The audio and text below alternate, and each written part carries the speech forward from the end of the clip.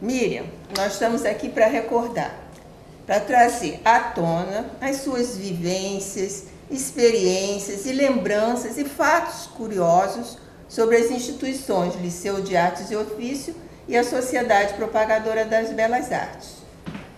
Bom, quando eu nasci, eu já ouvia desde criancinha se falar em Liceu e Sociedade Propagadora das Belas Artes através do meu pai, que era um grande entusiasta dessa obra e que ficou aqui viveu durante praticamente 93 anos dentro dessa instituição. Então as minhas lembranças são lembranças muito felizes e a gente costumava dizer, nós somos 5 irmãos, e costumávamos dizer que o Liceu era o nosso irmão mais velho, porque era o Liceu sempre, ouvindo falar de Liceu e das vitórias e dos trabalhos e dos problemas que havia, né? Muito, como sempre existem, quem se dedica à educação enfrenta muitos problemas. Com relação a essa vivência de você com o Dr. Silvio e o Liceu, você tem alguns fatos curiosos que você possa citar? Ah, vários. Eu me lembro, um dia nós pequenos, na nossa casa de Petrópolis, papai passando filme para nós, na maquinazinha dele, quando o telefone toca, e alguém dizendo que o Liceu ainda estava lá na cidade, na rua Avenida Rio Branco, estava pegando fogo. Então acabou aquilo tudo, foi uma correria, eu me lembro aquilo como um momento muito angustiante, porque naquele tempo, sair de Petrópolis, sem automóvel, chegar aqui, para depois telefonar, até nós sabermos de que a coisa estava toda resolvida, eu me lembro que foram momentos muito complicados e nós todos, a família inteira, ficou muito assustada com o que podia acontecer. E aqui, essa sua memória do pai, do seu Dr. Silvio, qual é a lembrança mais antiga que a senhora tenha em relação a essa relação do seu pai com o Liceu? Como é que descobriu, né? Como é que o Liceu veio fazer parte da família? Olha, eu me lembro, eu era criança quando o Liceu lá no centro, papai nos chamou e nos levou para ver os pracinhas voltarem da guerra. Eles fizeram um desfile pela Avenida Rio Branco e o Liceu era na Avenida Rio Branco. E nós fomos, eu me lembro assim, vaga, eu não sei quantos anos eu tinha, era bem criança, na janela vendo aqueles pracinhas desfilando e o povo. Foi uma coisa assim fantástica, eu nunca mais me esqueci disso. Hoje, quando eu vejo às vezes as fotos, eu me lembro disso, daquela emoção. Né? E papai, entusiasta do fim da guerra, ele acompanhava a guerra, eu me lembro ouvindo com meu tio no rádio e falando, agora paz, já acabou a guerra. E aí quando os pracinhas vieram, ele fez questão de nos levar lá para assistir aquele desfile, na janela do Liceu. Essa memória, então, ela já é do seu pai já empossado, ele já é o presidente da sociedade. Eu acredito, eu não sei, foi em 45? Sim. Né?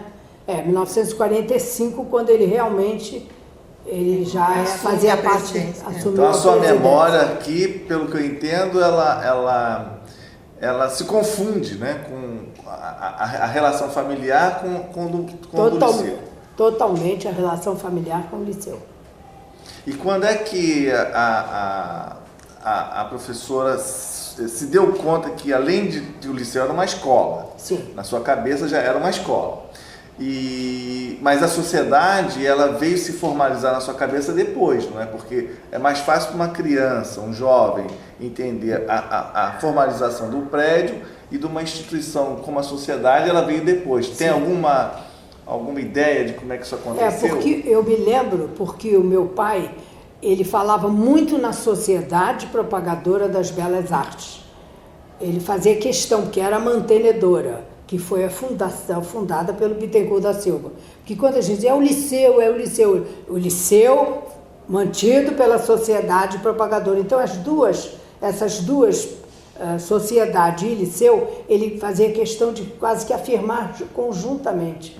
Então, é um binômio. É um binômio. Não existia. Então, para sua família, já se entendia sociedade que era um binômio. Não eram duas coisas separadas. Não.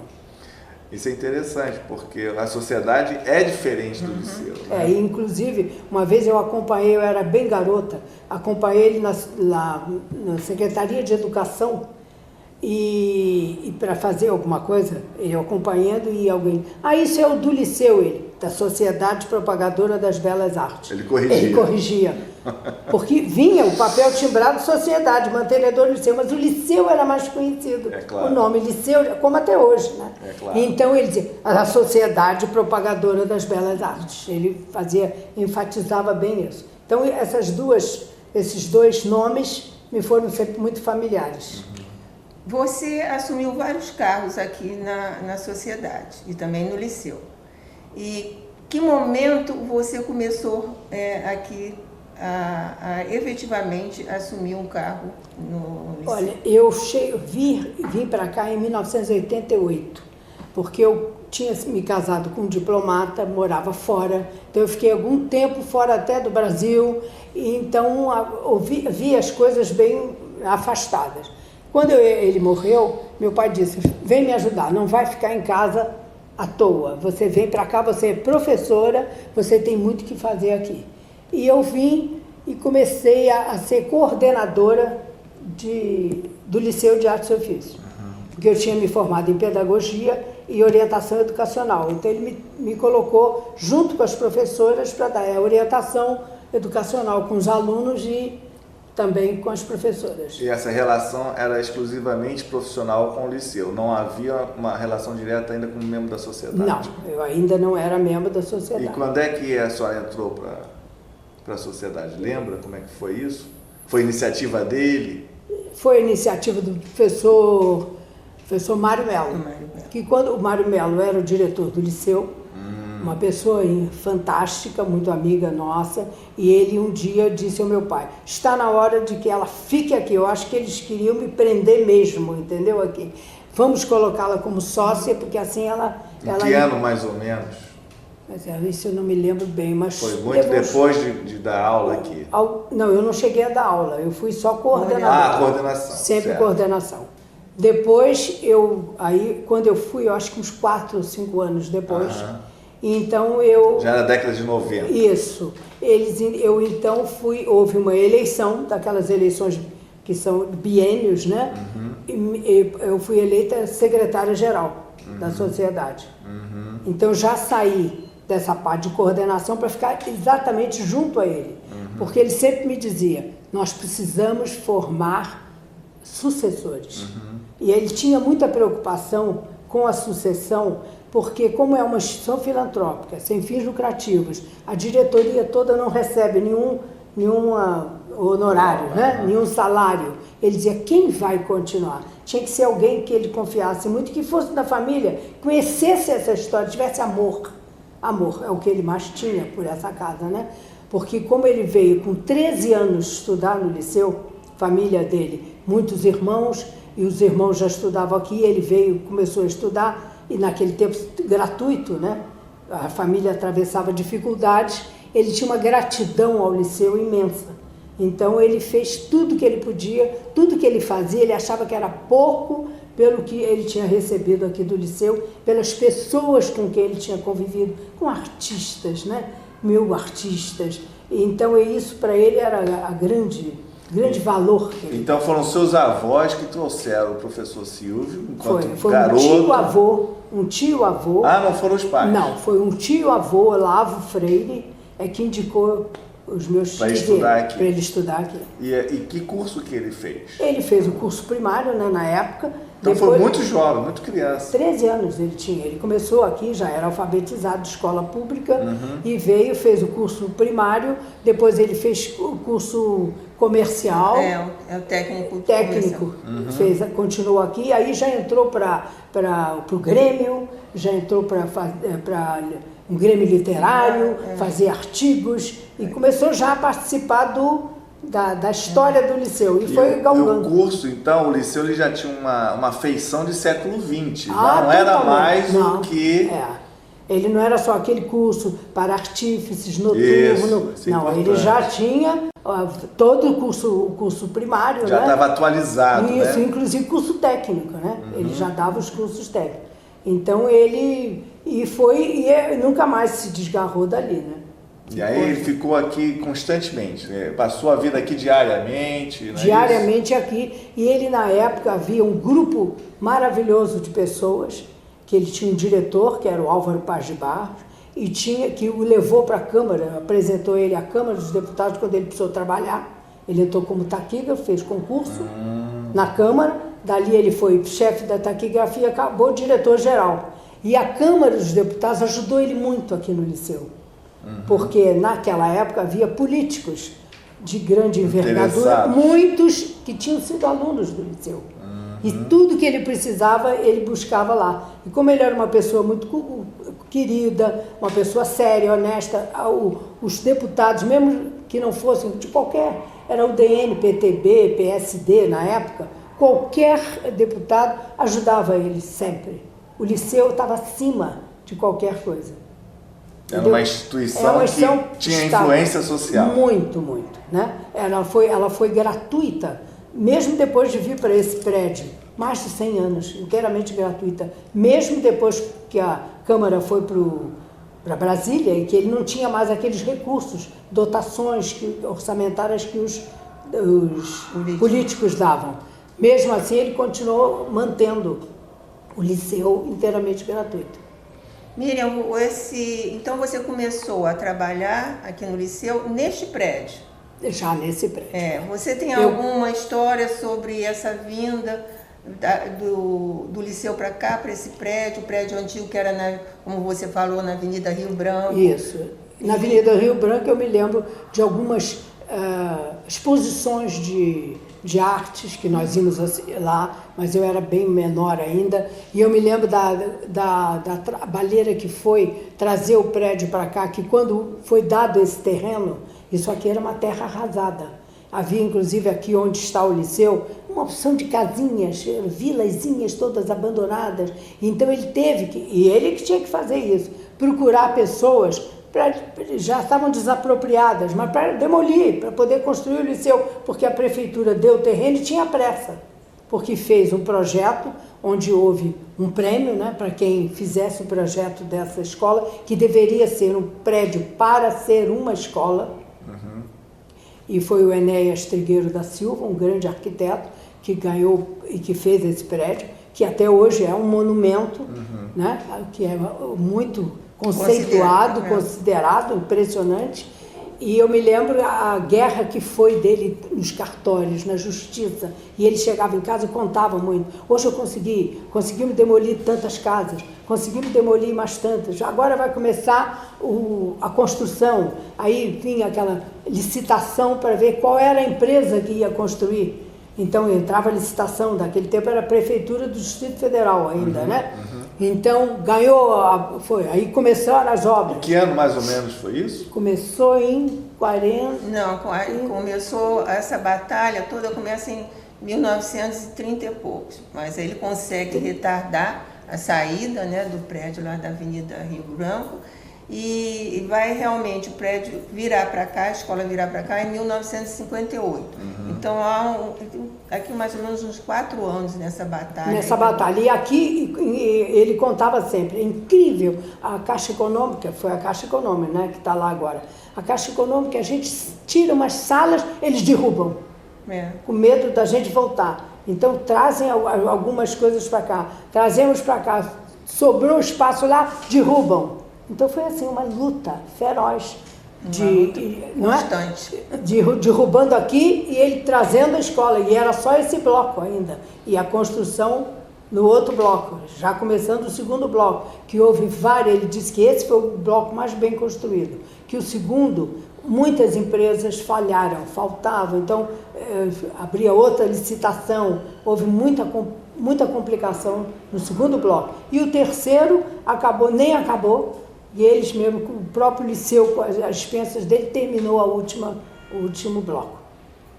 E a chegada da faculdade, da Farbis para cá, como é que é a sua memória da chegada? A memória da faculdade... Que ideia foi essa? Foi o seguinte, que houve em 71 a Lei 5692, que obrigou todas as escolas a ter ensino técnico. Quer dizer, foi uma lei assim que obrigou qualquer escola, que não deveria ser, né? Então, como nós já tínhamos ensino profissionalizante, o que meu pai pensou? Vamos fazer cursos para formar professores para o ensino técnico, que não havia especialização na época. Então ele fez um curso que era o CEFORP, que era o Centro de Formação de Professores. Começou como um curso que foi o embrião da faculdade. Esse curso começou a ser preparando professores. E aí conseguimos, você vê, isso foi em 71, só em 81 que a faculdade foi reconhecida. Demos entrada no MEC, aí começou como Faculdade de Formação de Professores. Foi o primeiro nome da FABES. E exatamente, formou professores e vários professores foram nossos, acabaram funcionários nossos, dando aula no liceu.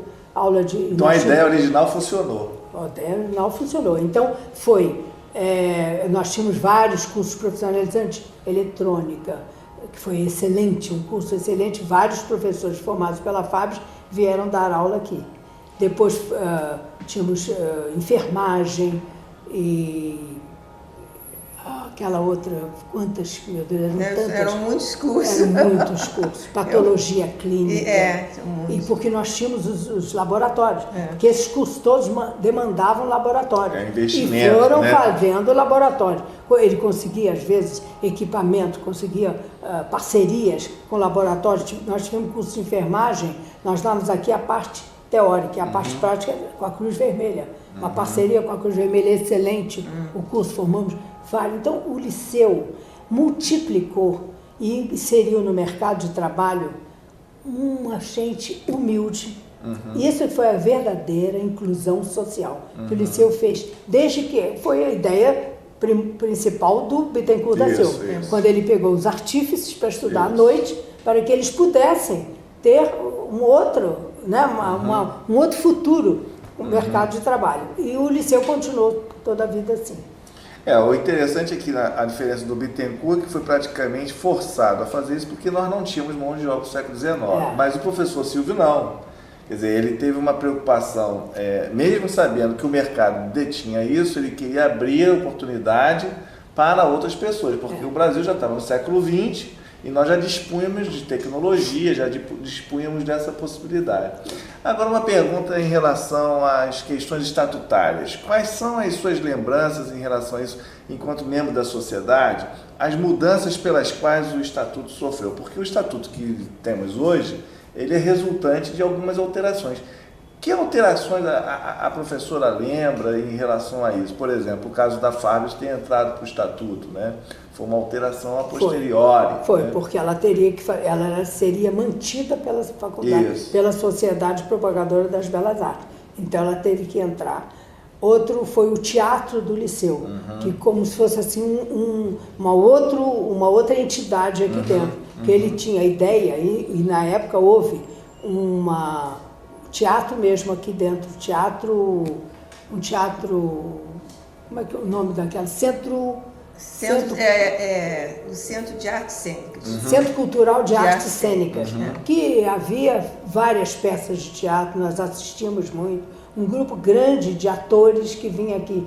Então ele quis, dentro da sociedade, formar núcleos, né? Núcleos de teatro, a faculdade, e outra preocupação dele muito importante, que os cursos que havia no liceu, cursos de gravura, de pintura, de escultura, de desenho, que eram cursos tradicionais, né? Que foram a base do liceu de lá. Isso. Ele disse, isso nós vamos manter. À medida que a evolução, houve curso de dança, houve curso de teatro, curso de... Hoje temos futsal, lógico, porque nós temos que caminhar, mas aqueles cursos são mantidos até hoje, que fazem parte da história da instituição. Que caracteriza o liceu. Exatamente, porque houve uma época em que havia a academia e o liceu de artes e ofício, são onde saíam os brilhantes artistas.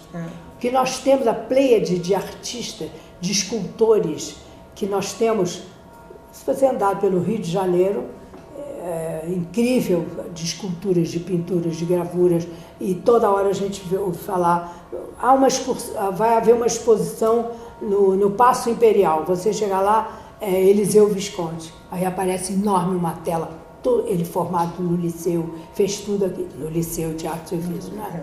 Então você vai, procura ali na nossa sala, a gente tem a figura a miniatura da escultura do Guia Lopes, que foi aquele que guiou todos os brasileiros na retirada da Laguna na Guerra do Paraguai. O Adalberto de Matos, que foi o escultor, que é o grande o monumento lindo que existe na praça da Praia Vermelha, nós temos lá a figura grande, e nós temos aqui a miniatura. Porque outra coisa, todos os escultores, artistas, geralmente deixavam aqui a sua miniatura do seu trabalho. Ensaios, né? Dos seus ensaios. Nós temos de Bittencourt da Silva, temos desses... Que viram relíquias, que né? Viram patrimônio. Que viram né? patrimônio. Fazem parte do nosso acervo. E da história, né? Da história. Miriam, com relação à sua posição como secretária, depois você foi vice-presidente, Sim. não foi? É. Quais são as suas lembranças com relação a esses cargos? Eu me lembro do meu pai, como secretária, eu trabalhava junto com ele, porque na época ele já estava vendo muito mal. Então ele precisava de uma pessoa da maior confiança que lesse para ele qualquer processo, qualquer documento, qualquer correspondência que ele tivesse que assinar. Então eu lia para ele dizia, modifica isso, faz aquilo. E eu fazia os relatórios, as atas. Então ele me preparou assim, querendo que eu fizesse. Ele era uma figura muito centralizadora? Em alguns pontos, sim. Ele tinha muita preocupação nessa questão, por exemplo, de tesouraria. Ele tinha as pessoas dele de tesouraria, então, eram todos ex-alunos daqui, pessoas da maior confiança, né? Era o Daleia, era o Napoleão. Então é a pessoa que ele confiava absolutamente. Agora ele tinha assim muito escrupuloso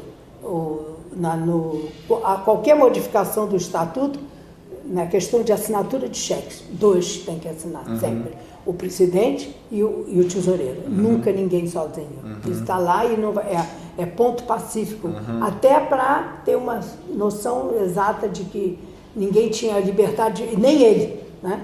Liberdade de fazer o que ele quisesse. Então ele tinha um escrutínio, né, de delegar também algumas situações, né? E ele interferia nas questões pedagógicas ou nas questões técnicas? Ele gostava muito de visitar os cursos todos, principalmente esses cursos profissionalizantes, de ir nos laboratórios e tal. E me contam muitas vezes que ele chegava aqui e tinha um tipo de administrador, um senhor, ele antes de vir para a sala, ele corria a escola. E era muito engraçado que ele disse que ele entrava e dizia assim, professora, bom dia, está muito claro, por que a senhora está de luz acesa? Desligava. Ia naqueles corredores que tem os cobogós, fica iluminado. Ele disse assim, esse corredor está iluminado por quê? Vamos apagar, porque só apaga quem paga, né? Então, ele ia fazendo e detalhes assim, isso aqui precisa pintar, isso aqui. E ele ia andando a escola toda, fazendo isso enquanto ele pôde, né? Que ele ia pela rampa, devagarinho. Ele sabia, chegou um ponto, como ele acompanhou a obra, adorava a obra, ele sabia detalhes os canos passam ali, aquele cano do gás passa aqui, tem um cano que é para água de incêndio, tem ali. O teatro, o engenheiro disse que ele deu uma solução para o teatro que ninguém conseguia dar. Ele chegou para o engenheiro, mas por que não bota as colunas? Você está preocupado? Essa é a coluna andar mais aqui, ó, fica... E eles, meu Deus, o senhor é engenheiro? Ele disse, não. E ele fizeram isso. E esse teatro foi, assim, uma menina dos olhos dele. Ele ficou louco com esse teatro, adorou o teatro. O teatro era a iniciativa dele? E foi... Não, mas já estava no projeto também. Mas sim. ele fez questão de que também fosse inaugurado e ficasse pronto para poder ser logo utilizado. E aqui já dançou Alice Alonso, aquela grande bailarina cubana, cantou o Fortes, aquele barítono, Paulo Fortes. E uma coisa linda que aconteceu aquele aqui nesse teatro. Que ele falava assim. Ele ouviu um dia ouviu no rádio o maestro Isaac Arabchevsky dizendo, Eu estou muito triste porque eu sou regente da Orquestra Sinfônica Brasileira e o teatro onde eu ensaio, né, o Teatro Municipal vai entrar em obras, eu tenho que ensaiar em outro lugar e eu não tenho dinheiro, nem sei onde vou ensaiar. Papai ouviu aquilo, conseguiu comunicação com ele e pediu para ele vir aqui. Quando o Karabchevsky entrou e viu o teatro, ele olhou, professor, mas isso é uma maravilha. Papai, não quer ensaiar aqui? Ele disse, mas eu não tenho dinheiro. Eu disse, não estou pedindo dinheiro, vamos fazer uma combinação? O senhor ensaia a hora que o senhor quiser, quanto tempo o senhor precisar. Agora, todo mês, uma apresentação para os nossos alunos e para os pais dos alunos. Bom, o Karabchevsky ficou felicíssimo, porque é o que ele mais gosta, de formação de plateia e tal. Eu me lembro muito bem da primeira apresentação, ele didaticamente se apresentou aqui são as cordas, aqui a percussão, aqui mostrou, né, o sopro e tudo mais. Quando eu me virar, vocês vão bater palmas, quando eu me virar, acabou e tal. Bom, alunada, fiz tudo ao contrário. Ele escolheu obras muito simples, Mignone, Chico Buarque, assim, bem simples. Mas mesmo assim, a garotada levantava no meio, saía. Meu pai quase morreu naquilo. Eu me lembro quando acabou, ele foi pedir desculpas ao maestro. O Karabchevsky ria, mas professor, é assim mesmo. Eu não faço na rua, eu não faço projeto Aquários, e não é aquilo, mas vamos ver, e foi. Olha, os últimos ensaios, você ouvia uma mosca, era a coisa mais linda, cheio de alunos e pais. Quando acabou, ele disse, e aí, professor, nós não conseguimos? Então foi uma maravilha, isso eu acho que é cultura, né? Quer dizer, houve para a orquestra foi importantíssimo e para nós foi importantíssimo. Então o que eu vejo no meu pai, assim, ele não perdia uma oportunidade de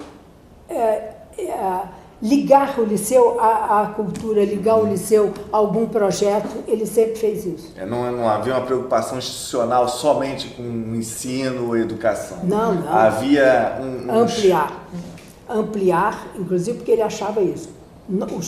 As pessoas que frequentavam, os alunos, eram de condição muito pobre. Então, eles não teriam outra chance. Então, você trazendo a cultura para cá, era muito mais fácil, inclusive para os pais, né? Então, a preocupação dele é colocar a cultura e nós temos agora mesmo em agosto, nós vamos fazer uma reunião de ex-alunos, isso vai ser uma maravilha, porque nós temos alunos, oficiais de marinha, médico, engenheiro, por aí tudo. E outros que são anônimos, né? Que a gente não sabe, porque eu entro num táxi, eu vou para o liceu, eu sei, estudei lá. Meu avô estudou, meu pai, 160 anos, né? Tem muita história, né? E ele gostava de fazer festas, ele era uma pessoa que trazia a comunidade, não aluna também, para dentro do liceu, ou ele tinha essa preocupação, não, isso daqui é uma coisa mais para nós mesmos? Trazia porque ele fazia havia prêmios literários, como o Bittencourt também fazia, as festas, havia festas aqui da exposição dos trabalhos, dos cursos de arte todos, então ele ficava emocionadíssimo vendo aqueles trabalhos todos, queria até comprar as obras dos alunos. Nós temos em casa quadros de obras de alunos simples daqui que fizeram. Alguns queriam dar a ele foi impressionante. Miriam, também muitos artistas foram aqui da diretoria, né? Foram. Como Modestino Canto. Você lembra do Modestino, que há uma estela ali na entrada do Modestino Canto. Na entrada aqui do liceu, logo na entrada, há uma estela com o rosto do Bittencourt da Silva, que foi feito pelo Honório Peçanha, que é um grande escultor, que foi nosso professor, onde tem a Assembleia Legislativa, aquele Tiradentes ali, é dele também. E o Modestino Canto foi professor do liceu, diretor do liceu, escultor, grande escultor. Ele fez a estátua do Diodoro na Praça Paris, né, ali. E também na própria Assembleia Legislativa, no alto, uma série de obras ali do Modestino Canto. E quando o Modestino Canto faleceu, o filho dele veio, ele foi cremado, e o filho trouxe a caixinha com as cinzas e disse, professor, eu tenho certeza que meu pai queria ficar aqui. E deu a caixinha para o Liceu. Então meu pai mandou abrir, onde tem a estela dele, abriu ali e deixou a caixinha do Modestino Canto ali, enterrada em homenagem ao próprio Modestino, pertinho da... Bacana isso, né? O reconhecimento, é um homem de reconhecimento, né? O professor Silvio, ele sabia que os valores estavam aí para serem valorizados. Não, né? E quem trabalhava para o Liceu, quem vinha fazer alguma coisa, ele ficava muito agradecido, porque ele achava que eles estavam fazendo, não era por ele, mas que aquilo era uma grande obra e que merecia aquilo. Entendeu? Ele sabia agregar pessoas aqui para o Liceu. Tinha esse dom. Não é apenas um prédio. Não tem. Não é apenas uma construção. Não era apenas uma há histórias. Era muito mais. Muito mais. Há uma história que foi um juiz de direito chamado Rubens Batista de Oliveira, que foi nosso tesoureiro, membro da sociedade, morreu até depois, quase 90 anos, ficaram amicíssimos. Como é que começou essa história? Houve uma época, ele trabalhava na Câmara dos Deputados, que eu disse, né? E fechou a Câmara, nessas coisas de revolução e tal. Ele, então, foi trabalhar no gabinete do ministro da Justiça, Marcondes Filho.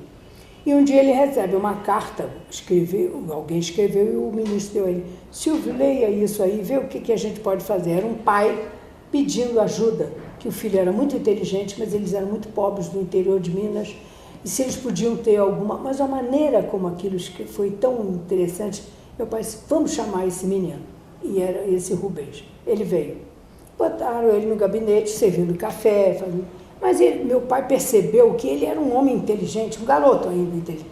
Vai para o Liceu. E botou ele no Liceu. Simplesmente ele se formou, foi estudar direito, foi juiz de direito. Juiz. Papai então chamou ele para cá. E ele foi ser nosso sócio, ficou aqui até morrer. Ficavam os dois sentados aqui conversando, era lindo de se ver. E quando houve o processo que nós tivemos que colocar diante do Estado, eles redigiam juntos. Eles não precisavam de advogado, porque meu pai também era advogado. Então os dois redigiam juntos e teve que haver um advogado porque era importante e tal. Mas e eles corrigiam o advogado, porque a história eles sabiam toda. Então eles diziam: não, isso aqui está errado, esse parágrafo aqui não tem nada a ver, vamos fazer isso e tal. E ganhamos. E quem fez a defesa oral foi ele. Com 98 anos, diante do Tribunal do Júri, ele defendeu a causa da sociedade. Foi uma das coisas mais impressionantes e empolgantes da gente ver. Ele cego completamente, sabendo nomes, datas, tudo, número de processos, de decretos, defendeu os desembargadores parados assim. Eu estava do lado dele assistindo eles parados assim. Ele 15 minutos defendeu e nós ganhamos de 3-0. Ganhamos a causa. Ele não deixou ninguém. Eu vou defender a sociedade. Que era um hábito dele, né? Sempre, né? Quando chegou no tribunal foi mais uma defesa. Sou eu que vou. Quando o advogado chegou, ele pode ficar aí. Quem vai defender sou eu. E foi. Sabia muito mais. Enfim. E esse prédio hoje, como é que ele está? Quais são as suas impressões do que se vive hoje, né? Porque o professor Silvio, ele se foi, deixou uma herança enorme, né? E essa sua memória aqui é valiosíssima.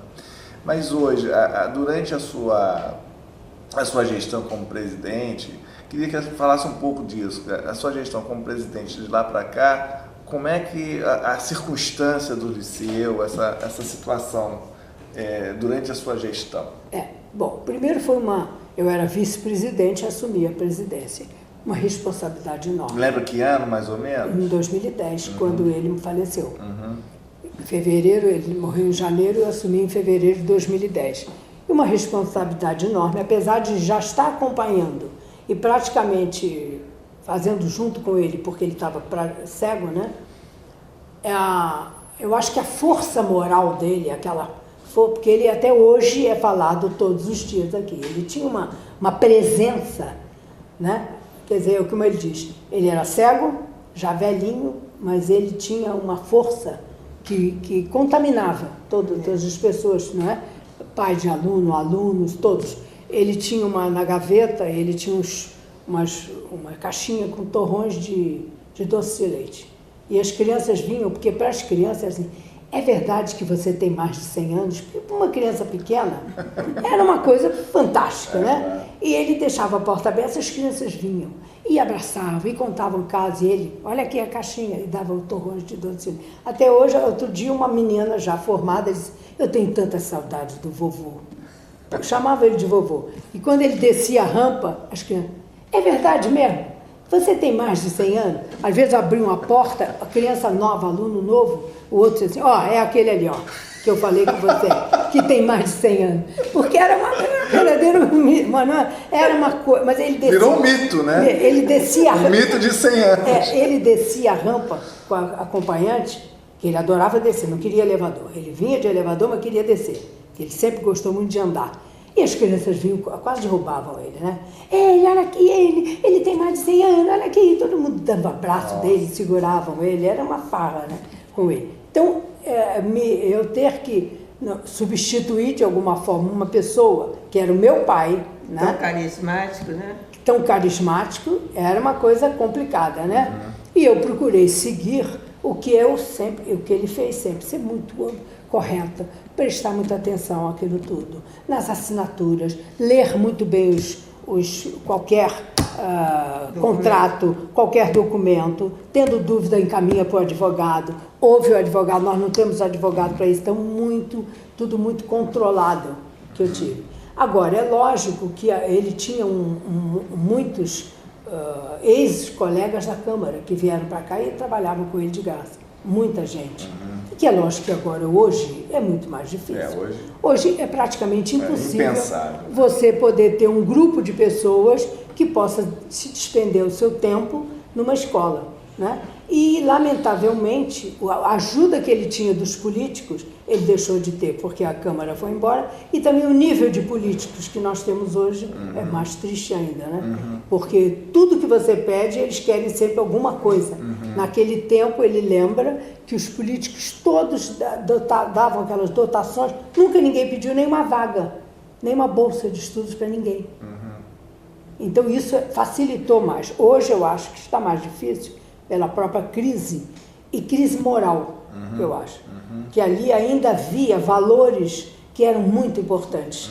Que eu vi ele, quando eu encontrava colegas dele, aqueles valores muito sólidos, honestidade, o caráter, né? E que hoje a coisa está muito mais frouxa, né? Então isso dificulta. E quando você vai, como nós vamos, ao gabinete do secretário, ao gabinete de um político, você nota nitidamente que ele não tem a mínima. Liceu de Artes e Ofícios, 160 anos, não tem importância. Que naquele tempo tinha o Liceu de Artes e Ofícios. Entendeu? Hoje eles não dão essa importância à educação, por isso que nós estamos também nessa crise, né? Grande. Então é mais difícil para mim nesse sentido, porque você não encontra, não aqui dentro, eu tenho pessoas em quem eu confio completamente, isso é muito importante, sócios também que vieram agregar isso. Agora a dificuldade é você daqui para fora ter essa noção de valor, de correção, entendeu? Que eu fui criada muito nessa... Isso você não pode transigir, né? Não há como transigir. Então eu procuro fazer exatamente isso. Mas o liceu continuou funcionando e nunca foi interrompido. Nem um minuto. Mesmo naquele... Ele conta numa história que quando ele veio, trouxeram aquilo, só quebrou um gesso que quebrou. Naquela transferência, naquela loucura do liceu de lá para cá, uma peça de gesso se quebrou. Tal a maneira como eles fizeram, porque vieram peças, né? Nós temos peças aqui de escultura, que são modelos, que vieram da França, que tem uma cópia da Vênus de Milo, que foi doada pelo Dom Pedro II para o Liceu, daquela escultura da Vênus de Milo que está no... Essa mesa também, né? Essa mesa era a secretária de Dom Pedro II. E por que ela veio parar aqui? Quando Dom Pedro II teve que ir embora do Brasil, quando se proclamou a República, ele teve 2 dias para ir embora. Né? A família imperial foi embora toda. Foi terrível. Massacre. Então, muitos móveis sobraram e eles resolveram fazer leilão. Na mesma hora, o Bittencourt comprou a secretária onde Dom Pedro II trabalhava, que ele fez questão de ter, e colocou a plaquinha ali que era a secretária de Dom Pedro. Isso é um móvel que as crianças todas vêm, fazem aqui, tiram fotos, sentam, e é uma maravilha isso. É fantástico isso, né? É. Com relação a outros artistas ou personalidade, né? Eu me lembro muito que ele falava muito do Carlos Oswald, que era um grande gravurista, que fez a primeira oficina letiva, né, de gravura, cuja prensa original está aqui, é usada até hoje pelo Gabriel, que tem a oficina de gravura, Carlos Oswald, e ele era muito amigo do Carlos Oswald, e ele falava muito nele, né? E me contava também, agora há pouco tempo eu fui ouvir uma exposição do J. Carlos, caricaturista, e ele colocava o Liceu lá na cidade, esses grandes, Calixto Cordeiro e J. Carlos e outros, eles tinham boxes lá no Liceu para guardar as coisas, porque era bem no centro ali, né? E eles passavam sempre lá, ele encontrava sempre essa gente toda. E ele disse que o J. Carlos, você dava um pedaço de papel, dava um risco, ele disse, risca aqui. Ele dali saía uma caricatura. Qualquer desenho, eu disse, e você não tem nenhum? Ele disse, não, eu nunca guardei. Eu disse, que pena, né? Eu vi agora uma maravilha as caricaturas do J. Carlos. Ele conviveu com uma pleia de artistas fantásticos. E ele teve aquela sensibilidade para poder apreciar isso e contava, né? Ele tinha um orgulho de saber que ele conviveu com essa gente toda aqui. Eu gostaria que você falasse também um pouquinho do Mário Mello, que foi um grande amigo dele, né? O Mário Mello é outra história também. Da instituição. Sim, o Mário Mello, ajudando muito. O Liceu aqui com as propagandas, etc. Porque o Mário Mello era um rapaz muito pobre, também começou a trabalhar com a Madame Campos, que era de produtos de beleza. Um dia ele teve que levar alguma coisa para o Globo, que o Globo começou no Liceu. O Irineu Marinho era sócio da sociedade e alugava salas lá embaixo, naquele prédio antigo, e ali começou o Liceu, o Globo. E o Globo, o Mário Mello foi entregar alguma coisa, eu sei que gostaram dele, contrataram o Mário Mello como boy do Globo. E ele acabou assessor direto do Roberto Marinho. Então, com uma influência enorme, um homem respeitadíssimo, e ele estudou no Liceu, o Liceu veio para cá e o Globo também. Então, ele continuou no Liceu, nos ajudando, e no Globo. E com a grande... Ele tinha, lá no Globo, né? Ele tinha, junto com o Roberto Marinho, então nós não tínhamos problema nenhum de publicidade. Quando a gente precisava fazer publicidade de algum curso, alguma coisa, ele disse, deixa que eu vou ligar para lá para dizer onde eles vão colocar esse anúncio. Vamos colocar logo abaixo da coluna do Ibrahim Suede, que todo mundo lê a coluna do Ibrahim Suede, aí vai aparecer logo o Globo, o Liceu aqui. E o Ibrahim Suede tinha sido aluno do Liceu. Então, quando havia problema, papai ligava para o Ibrahim Suede, olha, o Estado está fazendo isso, aquilo, não paga, ele escrevia. Bola preta, ele fazia assim, né? O Liceu não recebe o dinheiro, o que é isso, governador? Na memória pagava. O Ibrahim fazia aqueles... Aí um dia o Ibrahim disse assim, doutor Silvio, manda achar para mim do meu estilo, que assim, papai escrevia como o Ibrahim Suede, e ele já botava direto, nem ficava preocupado em mudar, porque papai escrevia igual o Ibrahim Suede. É mesmo. Era incrível. Tem histórias assim incríveis. E com isso, o Mário Mello, ele conseguia tudo lá dentro do Liceu, do Globo com o Liceu. Então foi uma parceria também fantástica, e eu me lembro de um dia o papai encontrar com o Mário Mello e o Roberto Marinho. O Globo deve muito ao Liceu, porque nós, na época, quando meu pai morreu, nós ficamos inadimplentes com aluguel lá, e vocês nunca ficaram em cima para cobrar. Então, nós devemos isso a vocês também. Então, essa parceria, porque o prédio de lá foi muito bem feito, embaixo eram lojas que mantinham o liceu, alugava, tinha o Cinema Central, a Livraria Freitas Baixo, Café Nice, Café Belas Artes, o Globo e outras. Então, com aquele aluguel, ali no centro da cidade, mantinha o liceu. Quando veio para cá, papai pediu isso ao arquiteto. Arquiteto, mas eu vou alugar para quê? Aqui era Vila Mimosa, prostituição, aquilo daqui que pudesse alguma coisa. Não, eu não vou fazer nada embaixo para alugar, porque você não vai alugar isso para nada. E realmente não alugaria para nada. Só muitos anos depois. Agora é que aqui melhorou muito, tem a SEDAI, tem o Centro de Controle, tem a Petrobras, tem a Prefeitura, mas mesmo que isso aqui mude muito, a perda do prédio ali no centro da cidade do Rio de Janeiro foi uma perda fantástica, né? Não tem como. E o prédio era muito bonito, né? O prédio era na lindo. época da Avenida Central, né? O prédio foi lindo. Inclusive o álbum da Avenida Central tem o prédio. Tem o frontispício que ele fica da ali, planta. ficava ali do lado, tem ainda aquela prédio muito bonito do Clube Naval, né? Ah, sim. Também lindo. Pois é. Era do lado quase. É. Então ali era passagem de todo mundo. Era estilo neoclássico, né? Uma beleza, um torreão muito Eclético e bonito. tal. Ele foi projetado pelo próprio Bittencourt. Sofreu algumas modificações aí na hora da construção, mas o projeto foi do Bittencourt. Quando justamente um incêndio que houve em 1893. E nesse incêndio os registros escolares foram perdidos? Como é que ficou essa situação dos registros? Foi, inclusive. A documentação? Não, em 1893 sim, a parte de biblioteca, muita coisa. Agora o incêndio que ela falou, que ele desceu de Petrópolis em 1942, foram dois, né? Isso, eu não sei qual. Foram dois na década de 40. Alguns documentos sim, que eu já vi documentos chamuscados, né?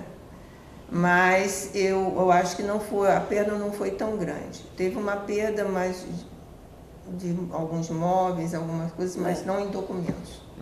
E se perdeu, por exemplo, nós tínhamos uma beleza de um trabalho de invocação à Virgem do Vitor Meirelles, imensa, mas tinha 3,5 metros, né? Então não dava aqui. Então o que se fez? Doou-se para o Museu Nacional de Belas Artes. Você entra no museu do lado esquerdo, lindo aquilo ali, invocação à Virgem. E o papai então... Foi produzido dentro do liceu. Pelo Vitor Meirelles. Isso. Não. Sim, foi do Vitor Meirelles. Vitor Meirelles que fez. O Vitor Meirelles fez, mas não foi produzido. Não foi produzido no liceu. Não. Mas, foi anterior, né? Então ficava lá na parede do liceu. Quando veio para cá não havia parede nenhuma que coubesse. E nem vender aquele quadro, ninguém ia ter o preço. É claro. Então ele sugeriu numa assembleia, ele era o presidente e a assembleia aceitou, foi doado para o Museu de Belas Artes. Então ele escreveu várias vezes, porque ali só diz invocação à Virgem e tal. Ele queria colocar a doação da sociedade. Claro. Nunca conseguimos. Eu agora insisti com a nova diretoria de lá, inclusive porque eles produziram um livro sobre o Vitor Meirelles e aparece isso, que foi a doação e tal. Eu disse, eu faço a placa, me diz como é que é, eu pago a placa, é só colocar. Não deixa, não sei.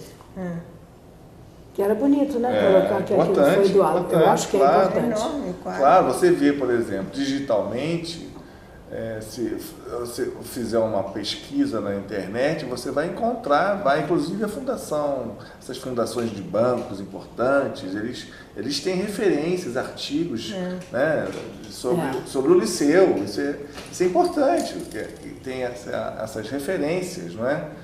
Mas eu não sei qual é o problema que eles não deixam. Não dão nem resposta. O problema está sempre de uma certa briguinha entre o liceu e a academia desde o século XIX. Né? Porque o liceu foi que exportou muitos alunos para a academia, entende? O liceu realmente, como o Eliseu Visconde, né? Então havia uma certa rivalidade. Mas hoje em dia não podia mais haver isso, né? Mas há. Inclusive aqui, você vê, quando se fala hoje em inclusão social, cota para negros, o liceu sempre teve isso. Inclusive ali você vê a Está foto... no primeiro estatuto de fundação, né? Você vê ali a foto daqueles... O Godofredo foi professor de francês. Foi professor do meu pai de francês no liceu, e ele um dia, um embaixador da França foi visitar o liceu lá, ainda naquele prédio, e ele foi o Cicerone. Quando terminou a visita, o embaixador, encantado perguntou: onde o senhor estudou na França? Nunca saí do Brasil. Entendeu? Então era assim, era um professor negro, tinha alunos negros. Então isso tudo para o liceu foi tão normal que quando a gente ouve falar em cotas, eu não entendo isso.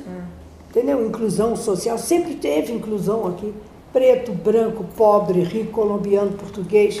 É curioso que foi partir de uma necessidade no período do Império, isso. Em 1856, ele visava a industrialização e que acabou país. Virando norma, acabou virando uma prática. Exatamente. Né? Deixou-se a origem, né, da especulação de mão de obra para se tornar efetivamente uma instituição social. Né? E que foi um modelo para os outros liceus do Brasil. Exatamente. E ele sempre foi, o liceu sempre foi marcado pelo pioneirismo. Você vê, em 1881, quando a mulher era analfabeta, diziam que só saía 3 vezes de casa. Nascia em casa, saía para ser batizada. Depois saía para casar. Depois saía para ser enterrada. Era para ficar em casa, analfabeta, cuidando dos filhos e do marido. E ele botou as mulheres, tem que estudar. E fez versos lindos, chamando as mulheres para o estudo. E nós temos as fotos lindas delas, com aquelas roupas compridas. O acervo iconográfico. Uma beleza, uma beleza. É verdade, uma beleza. É verdade. Foi assim uma revolução. Com relação a esse prédio, e esses 3 blocos, você tem referência, por que 3 blocos separados e os nomes também de cada bloco? Porque seu pai deu o nome... Não, eu acho que foi um grupo que deu, né? Porque aqui o primeiro é Silviana Freire, o segundo é Mário Melo e o terceiro é o... Acho que é o Dalberto. E o Mário Melo também é o nome da quadra. Da quadra. Eu acho que aí era o grupo de sócios que dava. Meu pai não daria o nome dele. E com relação, por que 3 blocos? Você tem alguma referência? Eu acho que o aproveitamento do terreno, e o último bloco ele queria que fossem as oficinas. Tanto é que as salas todas, tem a marcenaria, todas as salas são sala ambiente, com sala para gravura, para escultura, todos eles ficam naquele andar. E no final é que a gente fez a faculdade ali para ficar separada. Mas eu acho que as salas de aula, e são 72 salas de aula, todas com 54 metros quadrados, todas elas foram feitas para ser aula. E outra coisa importantíssima que o Enéas Trigueiro fez, acessibilidade. Que hoje se fala tanto em acessibilidade, aqui só tem uma escada, é só rampa. E rampas generosas, rampas largas, uma beleza, né? Ligadas pelas passarelas, que isso foi ideia do meu pai. Porque eram 3 blocos isolados. Quando estava terminando a obra, ele conversou com o arquiteto. Mas como é que vai ser? Eu estou aqui, quero falar com a coordenadora de lá. O senhor desce, não tem elevador, não tem rampa, mas eu vou ficar descendo e subindo para falar. Naquele tempo não tinha celular, né? Hoje teria. E ele disse, nada de grades, hein, professor?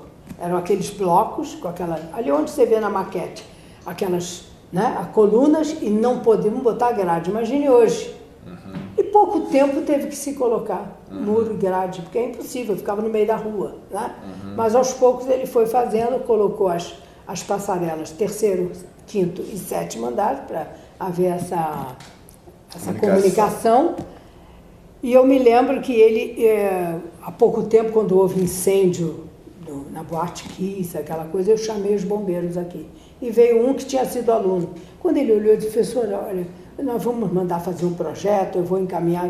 A senhora fique tranquila, porque se é uma coisa, todo ele largo, todo de rampas, todo aberto de cobogós, com essas passarelas, é o prédio mais seguro que eu vejo no Rio de Janeiro. Inclusive, a quadra é térreo, o teatro é térreo, é só abrir a porta e sair na rua. Entendeu? Então, nós temos tanto problema agora, e que nós não vamos nos preocupar só agora. Isso tem quanto tempo foi isso? Já tem muito tempo. E nós pagamos um grupo para fazer o projeto. Este ano é que eles apareceram aqui, os bombeiros, com as plantas, com o projeto e tal. E eu disse, o que não é só adequação?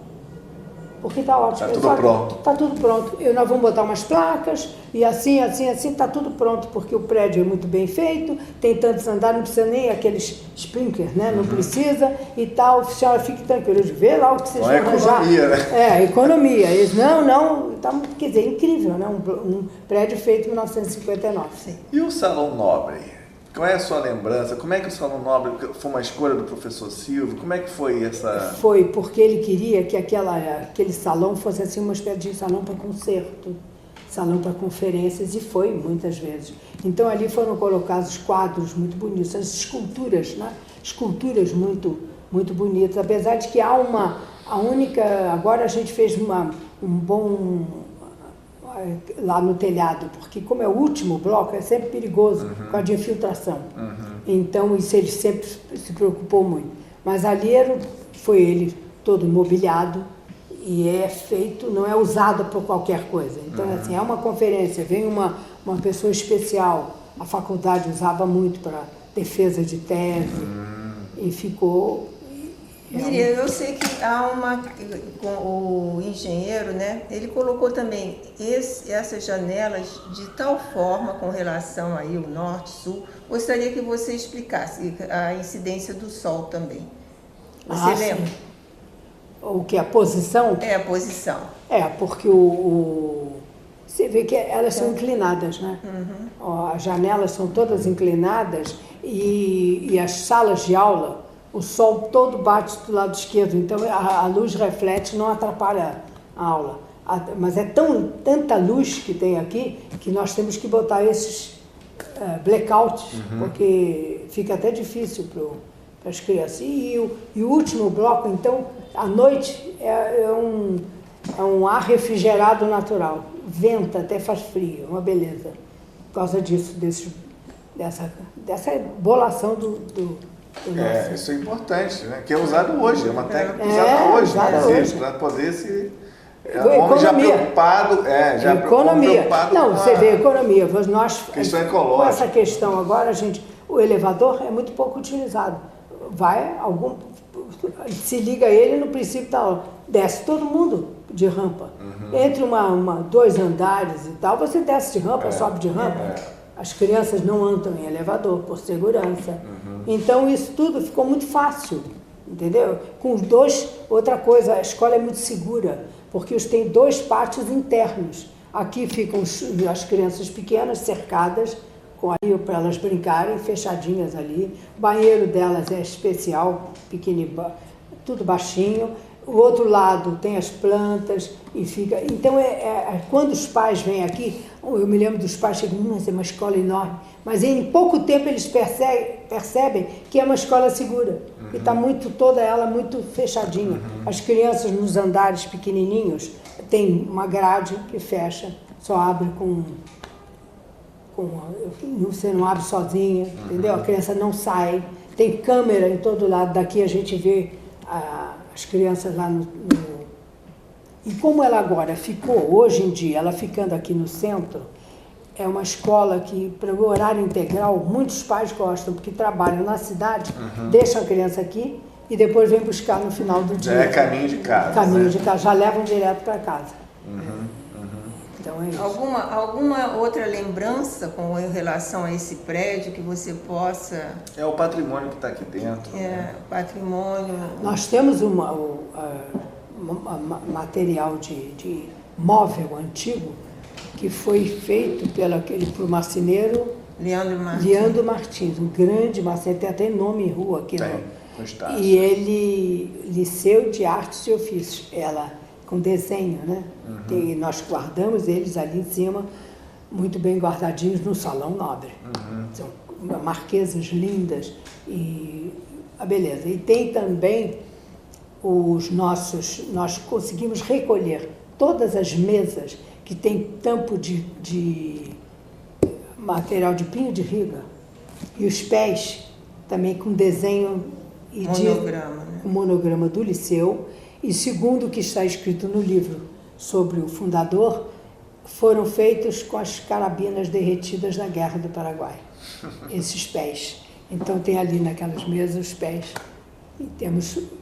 E isso a gente guarda em determinadas salas, tem várias salas, porque também é uma valioso, relíquia, né? É valioso. É história, valioso, né? Eu acho que aqui, esse prédio, o Liceu está carregado de história, né? Uma instituição que começou no século XIX, atravessou o século XX, continua pelo século XXI, tem uma aguerrida, tem uma força... É robusta, né? Força... É uma história robusta. É uma força muito grande, mas por ideal, né? Eu acho que vai muito pelo ideal das pessoas que estão aqui, que acreditam, né? Que trabalham aqui e acreditam. E com relação a Dr. Silvio, a família, você já falou um pouco, mas eu queria saber de você, ele como pai, porque como administrador aqui do Liceu, esse homem incrível, né, que sabia agregar muita gente à volta dele, conseguir, né, que as pessoas colaborassem, eu gostaria que você falasse um pouquinho dele, com a relação sua com ele e do que você lembra também dessa vivência com relação à educação, essa preocupação com a educação sempre. 5 filhos, né? Uma escadinha, assim. Só a última que ele foi temporona. Mas eu me lembro dele assim, no princípio do ano, ele nos chamava e dizia, vão começar as aulas. Eu quero estudo e disciplina. Porque eu estou pagando, nós estudamos no Andres, Colégio Andres, eu pago escola para vocês, com dificuldade, mas para mim, escola tem sempre razão, o professor tem sempre razão. Então, não me criem problemas. Estudem e sejam disciplinados. E nós fomos muitos anos depois, o diretor do Andes era o professor Carlos Flecha Ribeiro, que foi ser secretário de Educação no tempo do Carlos Lacerda. E o papai teve que procurá-lo por causa do Liceu. Quando se apresentou, disse, professor, eu conheço o senhor porque meus filhos estudaram no Liceu, mas fiz meus parabéns pelos seus filhos. Ah, o senhor conheci? Não conheci nem o senhor nem os seus filhos. Eu só conhecia filho de indisciplinado, pai de problema, aluno problemático. O senhor teve 5 e eu não conheci ninguém, que uma maravilha de filho. Deus, ficaram amicíssimos. Ele fez tudo que o papai precisava para o Liceu, ele foi um grande secretário de Educação. Então o papai foi sempre assim. No fim do ano a gente passava de ano, passamos de ano, que bom. É obrigação, tem que dar prêmio nem nada. Mamãe era igualzinha. Ela estudou no Sion, então tinha muita cultura de francês, de inglês, também trabalhou cedo, foi trabalhar cedo, se conheceram na Câmara dos Deputados, que ela foi fazer concurso e foi ser datilógrafo e taquígrafo. De lá foram lá que eles se conheceram. Então, colegas de profissão. Colegas de profissão. Então ela continuou trabalhando até o 3º filho, depois é que ela resolveu parar para querer ter filho e cuidar de filho. E nós morávamos numa casa grande em Laranjeiras. E ele, a fim de semana, como ele trabalhava muito, aqui no Liceu, na Câmara, fim de semana era para os filhos. Então eu me lembro, Quinta da Boa Vista, Jardim Zoológico, Parada de 7 de setembro, perdíamos uma, que ele era o patriota. Então era a bandeira, o hino nacional. Olha que beleza, a parada, isso eu não esqueço nunca, entendeu? Então eram aquelas coisas, e ele ia conosco, Jardim Zoológico, Quinta da Boa Vista, e vamos para o Mondinho de Pão. Eu conheci tudo com ele. Ele levava a gente para todo canto. Mas era ali, durão, pai durão, não queria brincadeira. Agora, conversa, vamos sentar, vamos conversar, mas disciplina. Não tinha, mas você podia chegar para ele e conversar. Ele debatia. Debatia. E sua mãe com relação ao Liceu? E essa atividade dele toda com o Mamãe Liceu? tinha Essa é uma curiosidade que eu também tenho. Mamãe tinha ciúme. Tinha ciúme, parecia que era namorada do papai. E volta e meia era assim. Dia 23 de novembro é a data do aniversário do Liceu, era aniversário da minha bisavó, que era a mais velha da família, festa. Ele chegava no fim da festa, porque ele não ia deixar de ver todas as programações do Liceu. E volta e meia, vamos não sei o que, mas hoje o Liceu. E vamos, então, às vezes ficava tanta... Ela tinha ciúme do Liceu, mas vinha aqui em tudo. Vinha nas festas, nas coisas, vinha, mas achava que ele trabalhava... Ela vinha aqui socialmente. Socialmente, Socialmente ela vinha. Mas era uma maneira até de protestar também, né? Protestar. Ela achava que ele dedicava demais. Demais, é claro. Demais. Quando as pessoas são apaixonadas pelo trabalho, realmente há uma... Mas isso está acontecendo comigo. Que a minha filha reclama, vem cá, ela está morando em Florianópolis, por que você não vem para cá? Mas que continua no liceu e tal. Então, continua. A lenga-lenga continua. A lenga-lenga continua. Miriam, quais foram as dificuldades ou os momentos, piores momentos que você, como vice-presidente, depois como presidente, você realmente sentiu que era um momento muito angustiante, muito difícil?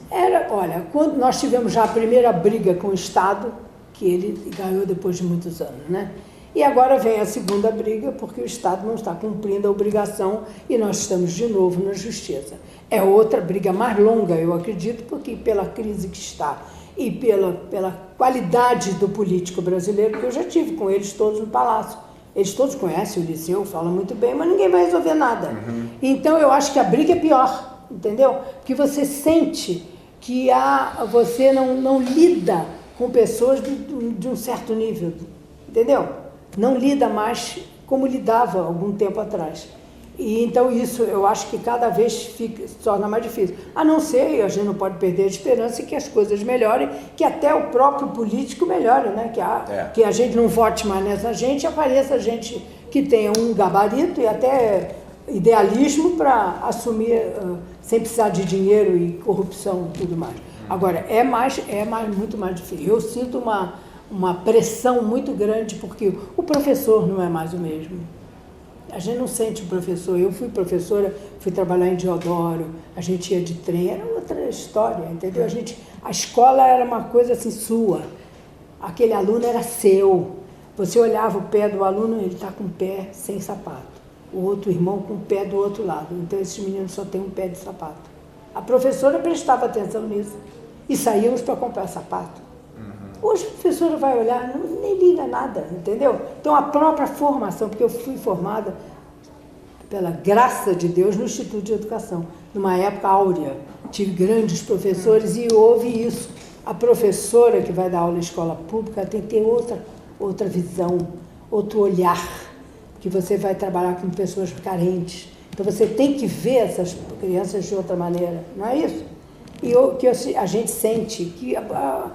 Eu não tenho nada a ver com isso. Hoje, meu próprio professor não tem mais esse olhar. Isso as circunstâncias, o contexto histórico, as reformas, né, da legislação também são resultantes desse enfraquecimento dos valores, dos exercícios. Você hoje, por exemplo, um pai vai exigir disciplina do filho, ele é ameaçado pelo conselho tutelar. Na mesma hora. Né? Então nós temos hoje em dia uma dificuldade em relação a lidar com os valores, né? Os valores estão aí, o exercício deles é que está precarizado. Tá confuso. Todo mundo sabe o que é respeito, todo mundo sabe o que significa bom caráter e boa conduta. O exercício é que eu acho que é uma questão... Eu tive pais severos, mas que eu nunca apanhei. Entendeu? Eu nunca precisei apanhar meus irmãos, ninguém precisou apanhar, era castigo, senta ali, então você não vai. Não fez isso, então não tem festa. Era assim, a coisa era tranquila e a gente sabia. A coisa era falada, você sabia. Chegou da festa depois da hora que eu disse, então na próxima festa não vai. As regras eram claras. Então eu acho que isso é tão fácil, né? As regras existiam e eram claras. Hoje, o exercício das regras é que eu acho que é um grande problema, né? Miriam, eu perguntei das dificuldades. Agora eu quero saber de momentos que você acha que foram felizes aqui, que foram extremamente positivos. Mas eu acho que muito mais positivos, que quando você vê ex-aluno voltando para cá e vindo agradecer a você, querer tirar foto, porque eu passei para o UFRJ, para a UF e para o UERJ, o mesmo aluno que foi nossa vida inteira. Isso é uma maravilha. É o maior presente que você pode ter. Quando eles voltam para dizer, passei na faculdade. Quando você vê um menino que era pobre e tal, vem fardado, que é oficial de marinha, que vem para cá. E uma vez que eu tive uma emoção incrível, que eu estou saindo e vejo um garoto, um homem, né? Ele olhou para mim, não está me conhecendo, professora? Eu olhei assim, ele disse, eu sou o menino da pipoca, que é o menino da pipoca? Ele era aluno nosso, o pai tinha uma carrocinha na frente. E o pai ficava vendendo cachorro-quente ali, e ele saía e ficava do lado do pai. O pai então arranjou uma carrocinha de pipoca para ele ficar vendendo pipoca depois no turno que ele saía da escola. Botava um jalequinho e ficava ali. Nunca sofreu bullying, ficava ali com o pai muito bem. Um amor de criança, passava de ano, responsável. E aí o pai depois se mudou e ele foi embora. Então esse menino passa aqui, entra e diz, eu sou o menino da pipoca. Era formado em administração, tinha casado, a mulher também era, e ele fez pós-graduação, ia trazer a filhinha. Eu fiquei quase em pranto na porta. Porque são histórias lindas que a gente tem, entendeu? De crianças problemáticas. Agora mesmo nós temos uma criança que diz, não adianta, eu quero ser bandido. E aí a gente foi terapia, não sei que o menino está maravilhoso. Entendeu? Um garoto mudou completamente, quer dizer, a gente tem orientação educacional, temos uma parceria com uma terapeuta de família que faz um preço totalmente diferente para ajudar essas crianças.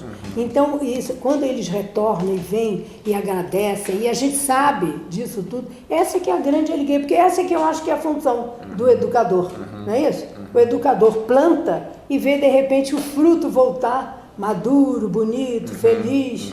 Então, isso eu acho que é a grande satisfação. Gerando dando outras não, gerações. eu acho que você salva uma geração. Claro. Que essa criança que foi salva, ela não vai querer nunca mais. Ela vai querer que o filho dela melhore, melhore, melhore, né?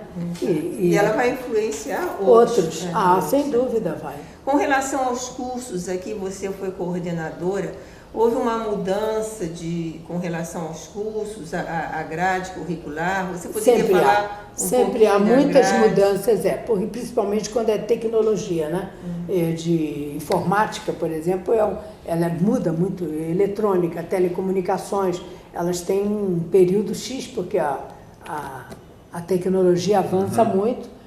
Então, o que acontece é que nem sempre a Secretaria de Educação ajuda, né?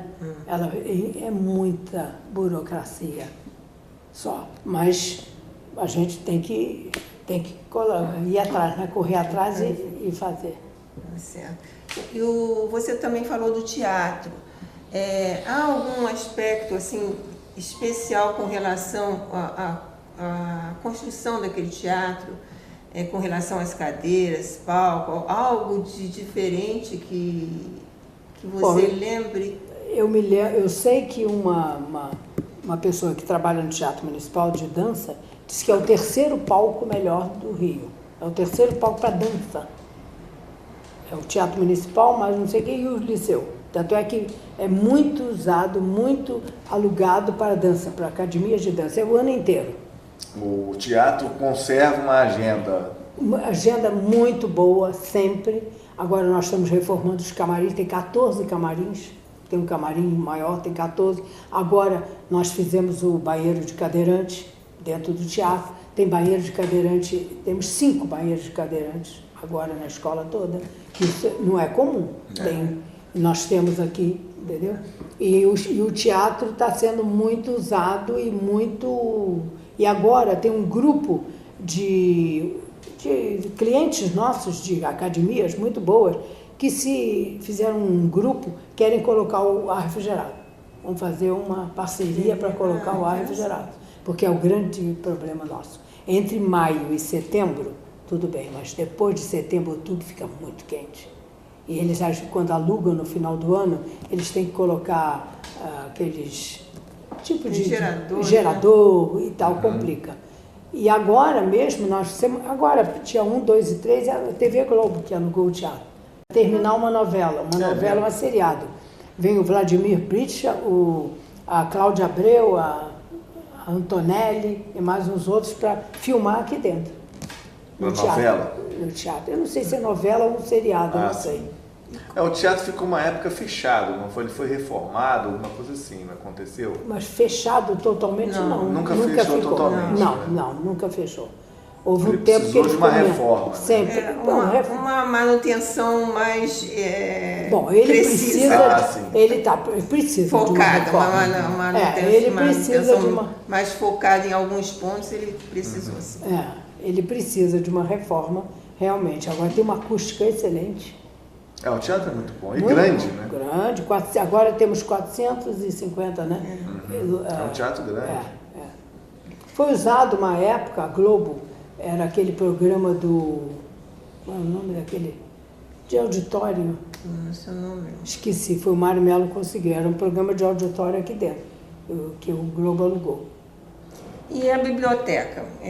A biblioteca popular, o que você tem... A biblioteca popular naquele prédio lá da cidade, ela era uma biblioteca aberta ao público. Eles subiam e entravam ali para pesquisa e tudo mais. Quando veio para cá ficou mais difícil mesmo porque pelo próprio local. Né? Muita gente nem se aventurava para vir para esse lado. Agora já está diferente. Então nós estamos agora com o Centro de Memória tentando fazer esse elo para ter a biblioteca, justamente mesmo a biblioteca popular, para que esteja aberta ao público para consulta. Uma parte separar os livros raros, livros antigos, e ter um acervo para consulta. Um suporte. E hoje ela está passando por um processo de reformulação. Isso, exatamente. Nós separamos a biblioteca dos pequenininhos, porque aí os alunos menores usam muito a biblioteca, porque eles têm, por semana, um horário de contação de histórias, eles vão, procuram os livros, a professora e a bibliotecária conta histórias ali para eles. Então nós passamos isso para um outro espaço, e ali vai ficar para os adultos, e aí ser incluído nesse centro de memória. É a biblioteca. É uma reforma importante, né? Porque hoje em dia o papel da biblioteca é completamente diferente do século XX, né? Lógico. Nós não temos mais como manter certas atividades, a própria agenda da biblioteca tem que ser outra, o modus operandi da biblioteca tem que ser outro, né? Isso é importantíssimo, essa atualização constante, porque não é só a tecnologia, né? Não. Nesse caso, a tecnologia acaba interferindo também, porque as crianças hoje não pesquisam em livros. Não. Né? Abre o Google, acabou. Vai pelo Ninguém celular. quer ler mais. Por isso é que nós temos os livros, tem que ter todo mês um livro para ler, com resumo, com debate, né?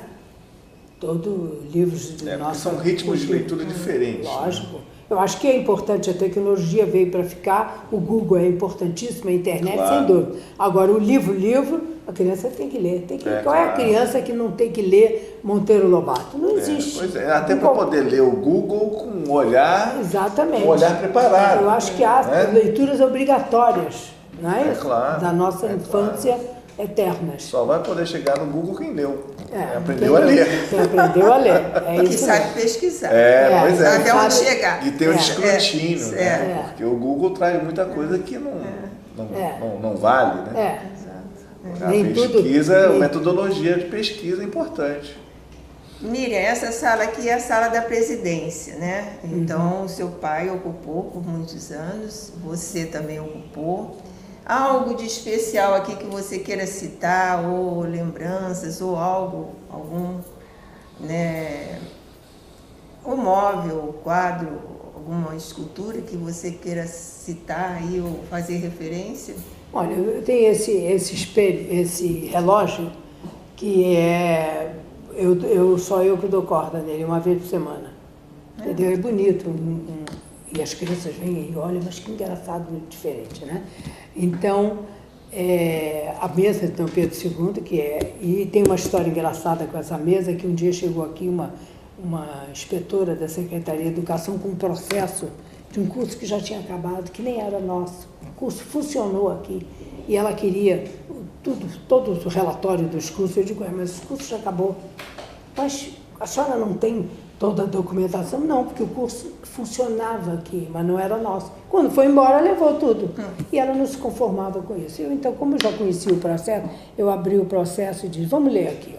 O curso tal, para funcionar nas dependências do liceu, na sala tal, sob a responsabilidade de fulano.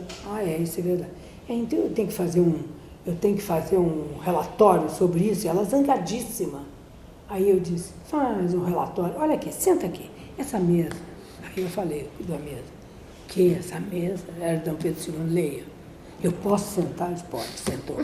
Eu estou sentada na história do Brasil, exatamente. Ela fez tão feliz o relatório, saiu daqui tão feliz. Liquidei o assunto do processo com a mesa de Dom Pedro Silva. Tá Ótimo. Foi ótimo. Ótimo. Quer dizer, ela teve o prazer, né? Só faltou usar a pena. Só faltou usar. Se tivesse a pena, eu acho que ela escrevia com a pena. Mais alguma referência? Não, aquela linda, essa escrivania também as crianças gostam muito, porque quando abrem e tem aquela máquina de escrever antiga, minha neta já sentou ali e começou a escrever. Daqui a pouco, vovó, onde está o delete? Eu digo, não tem. Você tem que apagar. Ah, é? É assim que era antigo. E elas adoram mexer ali. A máquina de escrever, eu me lembro também, meu avô tinha uma Livete antiga. Fascina muito a criança. E elas botam aqui. Onde está o delete? Não, o delete é outro agora. Só que na minha época não tinha delete. Tinha que aprender não tem a escrever mais. mesmo. E é diferente, né? Porque você embute aquela ali a máquina e as crianças gostam muito, acham lindo. Da Silva, do né? Bittencourt. Tem até um quadro muito bonito que vai ser restaurado. Tá? Aparece ele sentado diante da escrivania onde ele trabalhava. Tanto ele como o filho. Não, o filho está na mesa. Né? Mas ele trabalhava aqui e lá. É o quadro que está no Salão Nobre, né? Agora, engraçado, sabe que o Bittencourt nunca foi presidente, ele só foi secretário. Isso é uma curiosidade bacana. Secretário-geral, a vida inteira. Nunca secretário foi presidente. Perpétuo, ele nunca foi presidente. Engraçado, né? Isso é ótimo. É bom dizer isso mesmo, porque o fundador foi o homem que conseguiu uma proeza, né? Juntar 99 pessoas durante o Império, sem dinheiro, né? Porque não tinha recurso. Foi uma coisa independente do Império. Dom Pedro II só ficou sabendo muito tempo depois, né? Apoiou depois, mas aí ele, já estava tudo feito. Mas ele colocou pessoas de projeção, de projeção. Como presidente é a projeção, mas ele era o secretário. Ele soube cooptar as pessoas, né? As pessoas certas, inclusive. Ele teve essa...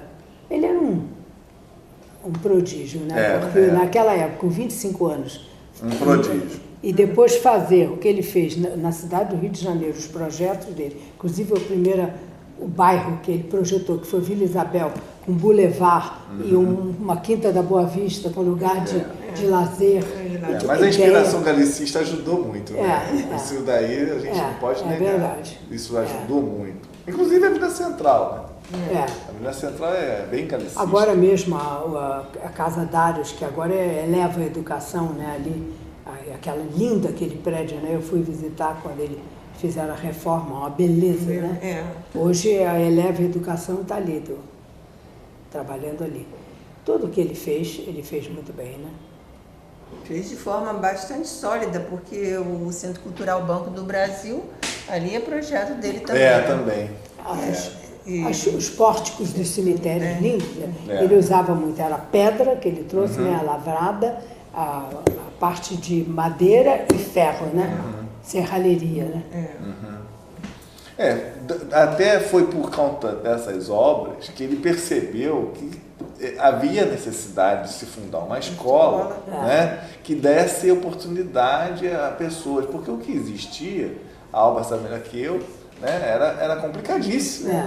Era tudo por herança. Herança e os pobres dos artífices não tinham absolutamente, teriam a única possibilidade. restrição que ele fazia era a questão dos escravos, né? Mas isso é bem exposto, eu posso explicar bem, porque a questão dos escravos, colocar um escravo numa escola para aprender o ofício, ele não ia deixar de ser escravo. Ele ia ser explorado como um escravo de aluguel, um escravo de ganho. O ganho. Então era a questão exata, por isso que não poderia ter escravo. Ele queria homens livres, homens que pudessem conseguir, né, o seu sustento da família. E o que era importante, a mobilidade social. Ele não queria que a pessoa, aprendendo o ofício, conseguisse ser empregado, depois ter sua oficina, e daí isso galgando, né, espaço. Mas essa a ideia. Essa era a ideia dele. Então isso é importante. E escravo seria sempre escravo. Só depois, né? E dá também algumas dificuldades burocráticas que deviam haver na época, até porque tinha que ter o consentimento do senhor, né? Dos Exato. donos, né? Não, Provavelmente isso aí, não daria. isso já tem uma essa história aí é bem complicada. Você já tinha escravos até nas Forças Armadas. Depois, na regência, eles proibiram, né? Como teve muitos senhores que mandaram os escravos para a Guerra do Paraguai, né? Deram liberdade para eles lutarem. Para eles lutarem. Então havia toda essa questão, né? Então Bittencourt já tinha conhecimento, principalmente dessa lei. A questão burocrática, né? Que proibiram exatamente. que os escravos trabalhassem, né? A pessoa era da Guarda Nacional, ou lá do Exército, né? Ou da Marinha. Então eles trabalhavam ali, né? Tinha uma função. Então isso ele não queria, né? Ele queria pessoas que realmente fossem qualificadas, né, ou especializadas, quando já tinham uma qualificação elas iam se especializar, mas que pudessem, na verdade, ter o seu sustento, sustentar a sua família, ter a condição de ter a sua oficina, né, e galgar novos patamares ali na própria área. E essa era a intenção dele. A questão era essa, né, quer dizer, ele já havia experimentado a dificuldade que era. E também tinha uma questão ali que a gente não pode olhar sem pensar no contexto, né? Mauá estava aqui, construindo ferrovias, né? Precisando de mão de obra. Precisando de mão de obra. A ideia era a industrialização do Brasil e o Brasil ia precisar dessa mão de obra. Então tinha todo esse contexto, né? E essas pessoas também, eu levantei alguns nomes e eu ainda não estudei profundamente, não tive tempo, levantei só onde eles estavam, essas pessoas em 1856. Eu tenho toda a pesquisa, mas eu ainda tenho que estudar mais para poder, né, documentar o que eu penso. É que eles todos, essas pessoas, estavam interessados na industrialização. Então o apoio ali tinha uma questão também econômica, tinha uma visão futura com relação, né, a esses futuros artífices também. E a industrialização do Brasil. A questão que na verdade é uma coisa que já estava acontecendo na Europa, né? Exato. Isso já acontecia na Europa. Nós só estávamos querendo pegar o bonde do acompanhamento, né? E eu acho que o papel do Liceu era exatamente esse. Não só formar mão de obra, mas o interessante, esse que é diferencial, é a preocupação cultural e social. Não é simplesmente criar braços para trabalhar. Era social. Né? Isso tem que ficar bem claro para todo mundo. Queria que eles E o professor Silvio acompanhou esse raciocínio. Ele aprendeu um ofício e comprou a causa. Eles terem meios de avançar por eles, né? Não era uma questão de o ensino e você vai esperar. Não, e tanto que tinha toda a parte cultural. Ele queria um ensino aqui quase que, como a gente chama agora, integral. E ele queria também a continuidade desse estudo, né? Então ele visava isso. Tanto que ele podia se formar numa determinada técnica e depois ir para outra, escolher uma parte daquela outra técnica ou uma parte daquele currículo que poderia servir no seu trabalho. Então ele poderia vir voltar ao liceu para cursar uma ou duas aulas. Aproveitamento de estudo. Aproveitamento de estudo. Já existia o Já existia. Entende? Ele foi aprimoramento da própria técnica. Entende? Ele podia estudar pintura, ele era um serralheiro, mas podia estudar pintura, desenho, isso ia realmente agregar, né? Agregar, entendeu? Ele tinha essa noção da educação integral. Tanto que tinha francês, música. Nós temos fotos lindas. O quadro de giz todo ele com a clave de sol desenhado para estudar música. Ah, sim, é verdade. Que tinha também esse aspecto cultural. Ele achava que o operário tinha que ser um ser pensante. Isso é muito importante. Por isso que artes e ofícios, né? Isso é que é uma boa definição, né? Não é uma coisa apenas do braço trabalhador. Tem as artes. Mas é da expressão artística, né? Do indivíduo como pessoa, né? Não como um trabalhador, simplesmente. Né? E acho que o professor Silvio e a professora Miriam acompanharam esse processo. Né? O Liceu continua fazendo isso. É porque, infelizmente, o contexto não é favorável. Né? O Brasil acabou enveredando por um caminho que massacra. Eu acho que eles dizem universidade para todos, eu acho que isso é um erro. Educação para todos. Claro. Mas universidade não, porque eu acho que nós precisamos de muito mais técnicos do que, às vezes, doutores que não estão desempregados. Desempregados. Agora, e muitas vezes vão ajudar numa firma, vão trabalhar numa firma, numa área técnica. Exatamente. Então é melhor mais técnicos do que de doutores. Então é um bom ensino básico, né, forte, para não precisar de cotas, para quem quiser chegar até lá possa ir por seus próprios méritos, não por cotas. E a universidade para todos, eu acho que é educação para todos. Quando a gente conseguir a base, eles entenderem que você vê todos os países adiantados, o que é isso? É a base toda ele, né? Exato. Todo mundo sabe, né? Os governantes falam nisso, os políticos falam nisso, mas na hora do botar em prática é que nós fracassamos. Não interessa. Nós fracassamos. Um povo pensante não tem, não interessa a eles. É verdade. Né? Tá certo. Tá bom. Quais são as suas impressões sobre esse bate-papo aqui? Muito bom, porque a gente vai lembrando, né, de uma série de coisas que a gente vivenciou, às vezes estão lá no fundo da memória meio esquecidos, mas vem à tona na hora que a gente está conversando. A gente mexeu com a sua cabeça. Mexeu com a minha cabeça. E não tem nada aí vindo à tona nesse momento? Não, assim de repente não. Nós puxamos, estamos querendo puxamos muito, né? Aliás, ela correspondeu muito bem, né? Foi ótimo. Acho que o trabalho é importante.